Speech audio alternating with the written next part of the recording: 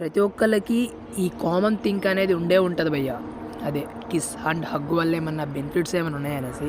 నాకైతే ఎప్పటినుంచో ఉంది ఈ డౌటు. నేను మా ఫ్రెండ్స్ కూడా నన్ను అడిగారు వీటి వల్ల ఏమైనా బెనిఫిట్స్ ఉన్నాయనేసి. ఎలాగో ఎప్పటినుంచో వీడియో చేద్దాం అనుకుంటున్నా నేను దీని మీద. సో రీసెర్చ్ చేసేసి 2 భాగాలుగా చెప్పేస్తా.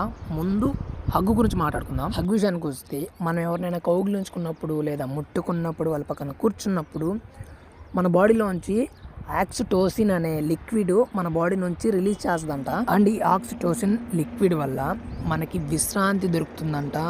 అండ్ మన బాడీలో ఏదైనా బాధ కానీ ఎవరు ఉన్నట్లయితే ఈ బాధ అనేది లేకుండా చేయడానికి చాలా యూస్ఫుల్ అవుతుందంట. సో అందుకే ఎవరికైనా ప్రాబ్లమ్స్ వచ్చినా ఏదైనా బాధలో ఉన్నా డైరెక్ట్గా వెళ్ళి హగ్ తీసుకుంటారు చాలామంది. అండ్ ఎవరికైనా రక్తపోటు ఉన్నా సరే రక్తపోటు సమగ్రతను తగ్గిస్తుందంట. అలాగే గుండె ఆరోగ్యాన్ని కూడా పెంచుతుందంట.